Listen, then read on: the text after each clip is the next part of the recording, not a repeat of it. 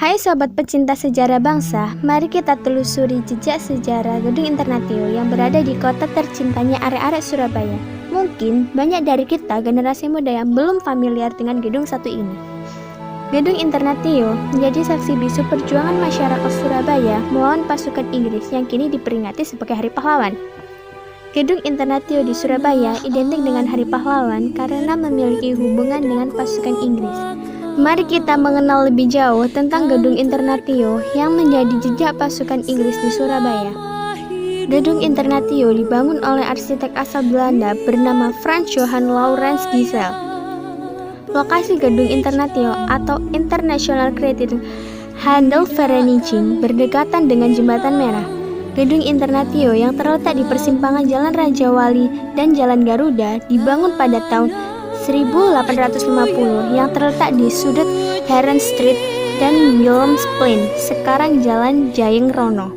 Berbatasan dengan stasiun Jembatan Merah dan Jembatan Merah Plaza, gedung ini telah dibangun pada tahun 1929 oleh Biro AIA Aristek Algemeen Ingeneurs and Arsitek Bureau yang beralamat di Sumastra Street 59 Surabaya. Ini adalah karya arsitek terkenal dari Surabaya yang lahir di Tulung Agung, Jawa Timur bernama Insinyur Frans Johan Laurens Gisel. Dia berusaha untuk mewujudkan bangunan ini pada tahun 1882. Gedung ini menjadi saksi bisu sejarah perjuangan rakyat Surabaya melawan sekutu. Ini teman-teman sejarah singkatnya yang berkaitan dengan Gedung Internatio. Pada tanggal 25 Oktober 1945, sekitar 6.000 tentara sekutu atau Brigade 49 di bawah pimpinan Brigjen AWS Malabi mendarat di Dermaga Tanjung Perak, Surabaya. Mereka tanpa izin dari para pimpinan Indonesia langsung membebaskan para tawanan Belanda dan menempati gedung-gedung penting termasuk Gedung Internatio.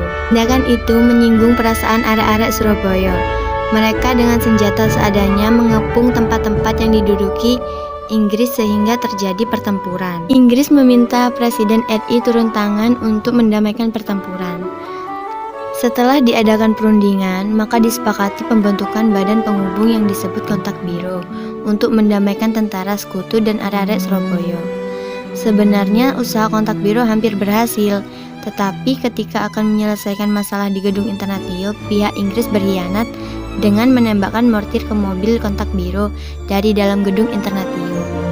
Hal itu membuat arek-arek Surabaya marah sehingga terjadi pertempuran sampai tewasnya Brigjen AWS Malabi yang menggemparkan dunia. Rentetan peristiwa tersebut kemudian digunakan sebagai dasar peringatan Hari Pahlawan tiap tanggal 10 November karena puncak peristiwa terjadi pada tanggal 10 November 1945.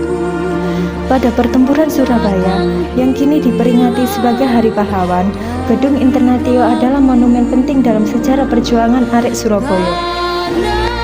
Memang banyak yang mengira bahwa Malabi tewas di Jembatan Merah yang berlokasi tidak jauh dari Gedung Internatio. Namun sebenarnya, peristiwa tewasnya Malabi terjadi di area Gedung Internatio yang menjadi awal meletusnya pertempuran 10 November 1945. Malabi tewas di area Gedung Internatio karena gedung ini merupakan markas pasukan Inggris. Pada 25 Oktober 1945, gedung ini sempat dikuasai oleh pasukan sekutu yang dijadikan markas. Diperkirakan Brigjen Malabi terbunuh di Taman Jayeng Rono yang sekarang menjadi taman sejarah yang terletak berdekatan dengan gedung ini. Tewasnya Malabi merupakan penyebab awal meletusnya peperangan 10 November 1945. Gedung Internatio terletak di daerah kawasan Kerembangan, Surabaya. Demikian teman-teman sejarah tentang Gedung Internatio, saksi bisu perjuangan arek-arek Surabaya melawan sekutu Inggris yang mungkin banyak generasi muda masih banyak yang belum mengetahuinya. Dari kami arek-arek muda Surabaya, rawe-rawe rantas, malam-malam tuntas, merdeka, merdeka, merdeka.